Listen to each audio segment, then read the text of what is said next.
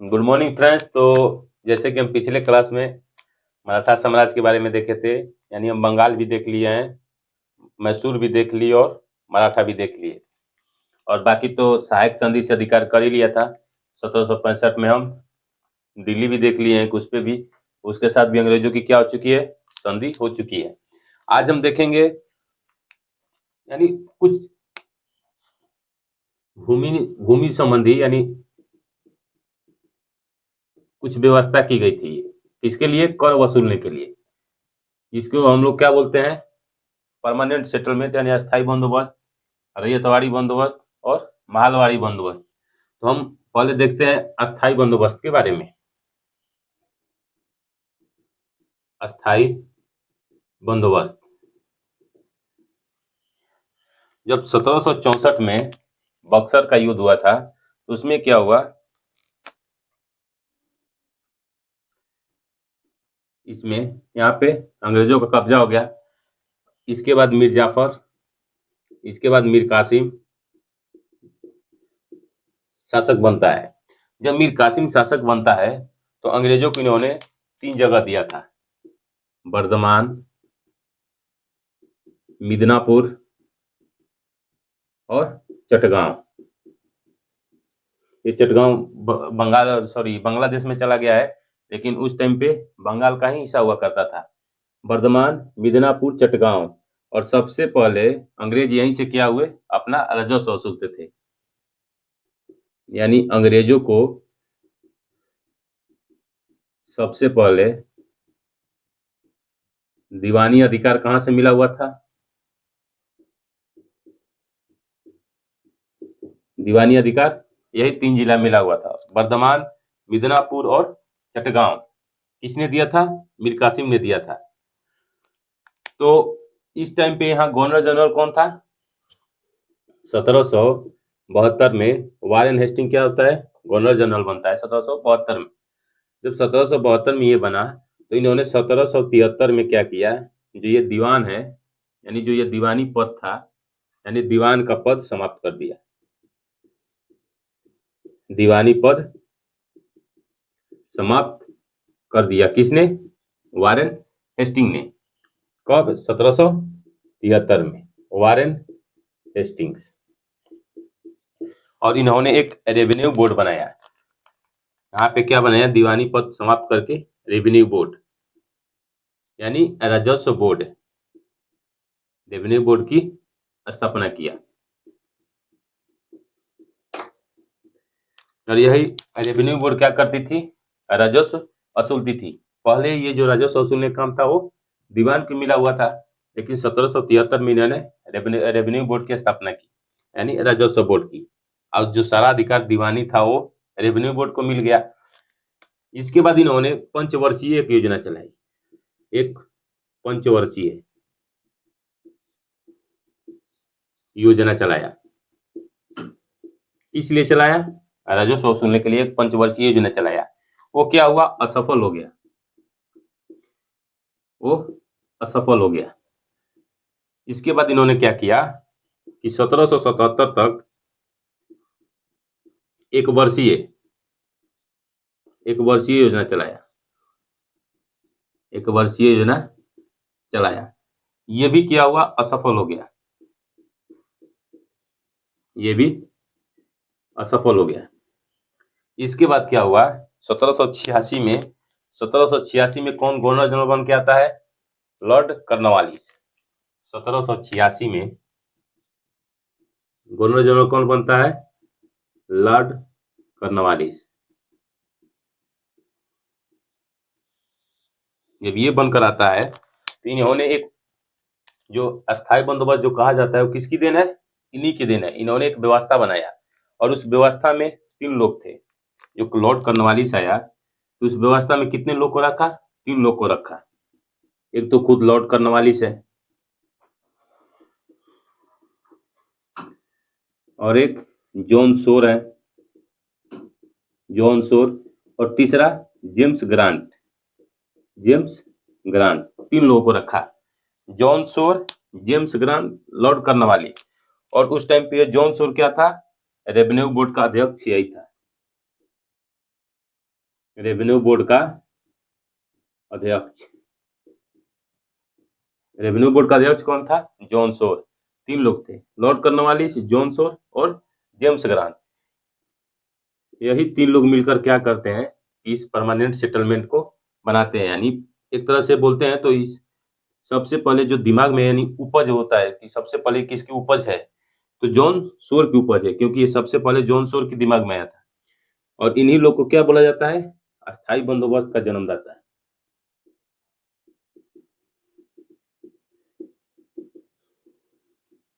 जन्मदाता कहा जाता है।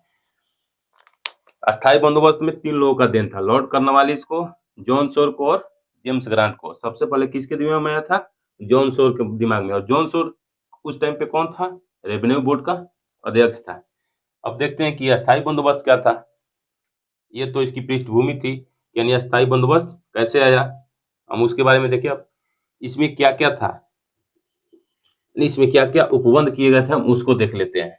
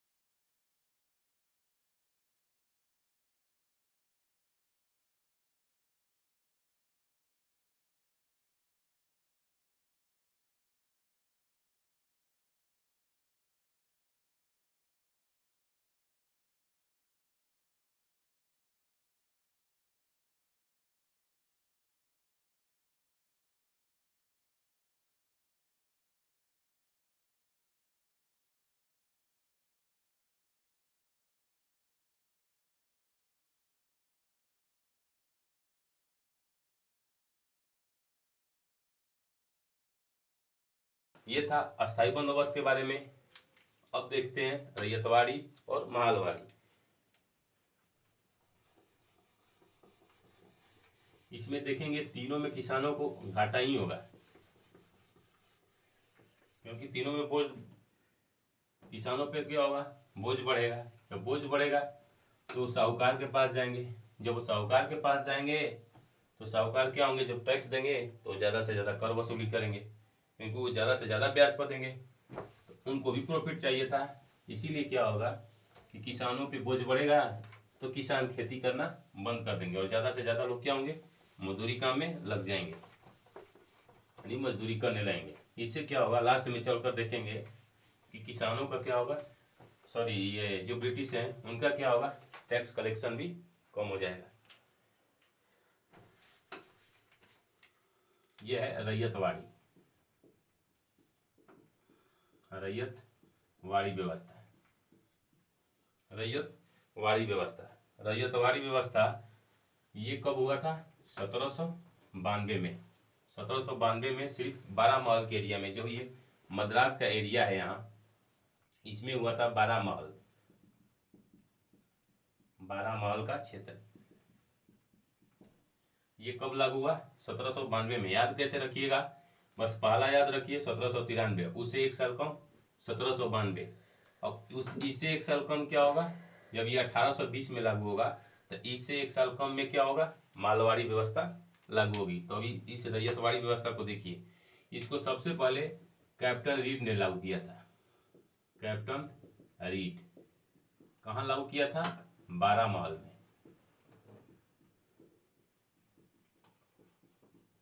12 महल का क्षेत्र है, ये कहाँ है, मद्रास में। ये रैयत मतलब यहाँ रैयतवाड़ी, यानी रैयत मतलब यहाँ सीधे क्या होगा, किसान से, सीधे किसान, यानी रैयत मतलब किसान होता है, रैयत मतलब किसान। तो इसमें क्या प्रावधान था कि इसमें डायरेक्ट किसानों से ऋण लिया जाएगा, इसमें डायरेक्ट किसानों से ऋण, यानी इसमें जमींदार नहीं होंगे, सीधा किसान से ऋण। दूसरा इसमें यह प्रावधान किया गया था कि जो जमीन का मालिक है, जमीन का मालिकाना हक, मालिकाना हक ये किसको दिया गया, रैयत को, यानी किसान को ही, यानी किसान को। मालिकाना हक खुद किसान को यहाँ बनाया गया। जब यहाँ मालिकाना हक किसान को बनाया गया तो किसान, जो किसानों से डायरेक्ट ऋण लिया जाएगा तो इनका शोषण क्या होगा, कम होगा, क्योंकि जमींदार यहाँ से हट गए हैं। तो डायरेक्ट जो ब्रिटिश को फायदा भी होगा, क्या होगा, ज़्यादा होगा, और किसानों को जमींदार से बचना होगा, क्योंकि आज जमींदार होंगे नहीं तो इनका शोषण भी ज़्यादा नहीं होगा। और इसमें जो कर था, कर की दर कितना थी, पहले 1/3 था, लेकिन इसको बढ़ाकर कितना कर दिया गया, 50% कर दिया गया। यहाँ पे 50% कर दिया गया, पहले 1/3, यहाँ पे 50% कर दिया गया। ये 1792 में सिर्फ 12 महल में एरिया में लागू हुआ। इसको जब थॉमस मुनरो ये जो मद्रास का गवर्नर बनता है, जो क्षेत्रीय गवर्नर बनता है, कब बनता है, 1800, ये बनता है 1819-20 में। लेकिन जब ये बना थॉमस मुनरो 1820 में, तो इन्होंने क्या किया, पूरे भारत में लगभग 51% एरिया पे लागू किया, यानी 51% क्षेत्रफल, इतना 51% एरिया पे। और ये कहाँ कहाँ लागू किया, तो एक तो ये पूरा मद्रास में लागू किया, पूरा मद्रास। इसके बाद बम्बई, इसके बाद यहाँ असम का एरिया, यानी बम्बई, मद्रास और असम। और इसमें किसान माफी की जो ऋण माफी है, यानी किसान की जो ऋण माफी है, किसान की कर माफी का कोई प्रावधान नहीं था, कोई प्रावधान नहीं था। यानी इनसे जबरन क्या की जाती थी, वसूली की जाती थी, उपज हो या ना हो, जबरन कर देना ही देना था। किसको, ब्रिटिश को। कौन देता था, किसान यानी डायरेक्ट रैयत से ही लिया जाता था। ये एरिया 12 महल यानी पूरा मद्रास का एरिया, ये एरिया, और ये पूरे असम का एरिया, यानी 3 पार्ट में, असम, बॉम्बे, मद्रास। कितना परसेंट पे? 51% पे। कर की दर पहले 1/3, बाद में बढ़ाकर 50% कर दिया गया। और ये क्वेश्चन 2024 में यूपीएससी में पूछा था। 2024 के यूपीएससी में पूछा था ये क्वेश्चन। उसमें ये था, एसर्शन रीजन में दिया था, उसमें था कि उपज नहीं होने पर ब्रिटिश क्या करते थे, किसानों को ऋण से निजात दिलाते थे, यानी माफ कर देते थे। लेकिन ऐसा उन लोगों में कोई प्रावधान ही नहीं था। तो रीजन क्या गया, एसर्शन वहाँ गलत हो गया। तो पहला स्टेटमेंट गलत, बाकी दूसरा तो आंसर कोई एक सही होगा ही। तो ये शायद ऑप्शन या ऑप्शन एसर्शन था या रीजन था, जो भी था, ये देख लीजिएगा। ये क्वेश्चन डायरेक्ट पूछा गया है। अब हम देखते हैं महलवाड़ी व्यवस्था।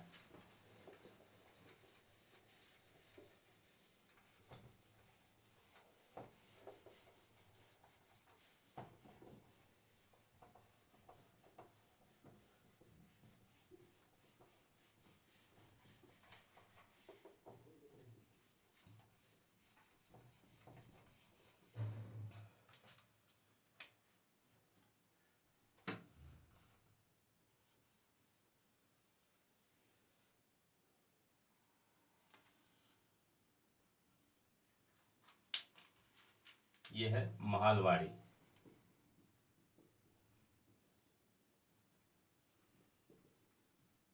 महलवाड़ी, ये महल मतलब क्या होता है, गांव, यानी पूरा का पूरा गांव को ही क्या बोलते हैं, महल बोलते हैं, गांव। तो महलवाड़ी व्यवस्था में क्या हुआ, 1719 में इसको कब लागू किया गया, सॉरी 1819 में, इसको 1819 में लागू किया गया। और कहाँ पे लागू किया गया ये, तो जो ये पश्चिमोत्तर प्रांत है, यानी ये जो एरिया है पंजाब, ये उत्तर पश्चिम सीमा प्रांत में, यानी इस एरिया में, ये लगभग कितने परसेंट पे, 30% पे, ये 30% पे लागू किया गया। कब, 1819 में। और कहाँ कहाँ लागू किया गया, पंजाब का एरिया, उत्तर पश्चिमी सीमा प्रांत, उत्तर पश्चिमी सीमा प्रांत के एरिया में कितने परसेंट पे, 30% पे एरिया। यहाँ पे कर की दर क्या थी, कर की दर यहाँ पे 80% तक थी, यानी 100% उपज हुआ उसमें 80% ब्रिटिश ले जाते थे। लेकिन इसको 1855 में 50% पर, 1855 में 50% पर लाया गया, 50% पर लाया गया। लेकिन स्टार्टिंग में कितना थी, 80% कर की दर थी। इसमें तीनों में देखेंगे क्या होगा, अस्थाई बंदोबस्त हो या महलवाड़ी व्यवस्था हो या रैयतवाड़ी, तीनों में क्या होगा कि इसमें तीनों में किसानों का अधिक से अधिक शोषण होगा। जब अधिक से अधिक शोषण होगा तो इसमें क्या होंगे कि ये लोग अपना काम यानी कृषि कार्य छोड़ देंगे, कृषि कार्य नहीं करेंगे। जब कृषि कार्य नहीं करेंगे तो ये लोग क्या होंगे, मजदूरी करेंगे। जब ये लोग मजदूरी करेंगे, इससे क्या होगा, जब कृषि कार्य बंद हो जाएगा तो धीरे धीरे जो राजस्व है, भू राजस्व ब्रिटिश की भी क्या होगी, भू राजस्व कमी हो जाएगी। और जब भू राजस्व कमी होगी तो यहीं पे देखेंगे धीरे धीरे इन लोग में असंतोष होगा, किसानों में। और जब असंतोष होगा तो यही आगे चलकर 1857 की क्रांति में क्या करेंगे, भाग लेंगे। तो ये जो तीनों व्यवस्था है, अस्थाई बंदोबस्त, रैयतवाड़ी और महलवाड़ी, ये तीनों आज के लिए तो इतना ही था, ये इतना ही है। इसके बाद जो नेक्स्ट क्लास में देखेंगे वो हम आगे चलकर देखेंगे। मान लीजिए 1857 क्रांति हुआ या फिर रेगुलेटिंग एक्ट हुआ, हम उसको जाकर नेक्स्ट क्लास में देखेंगे। क्योंकि ये भी 30-35 मिनट का, 40 मिनट का हम लोग लेक्चर बनाते हैं, इसलिए कि ताकि आप लोग को भी बोर न लगे। और इसको ज़्यादा से ज़्यादा हम लोग चाहते हैं कि आप लोग देखें, अपना ज्ञान अर्जित करें और हम लोगों को भी ज़्यादा मोटिवेट करें। तो हम यही चाहेंगे कि आप ज़्यादा से ज़्यादा शेयर करें, कमेंट जरूर किया करें। आज के लिए इतना ही, धन्यवाद।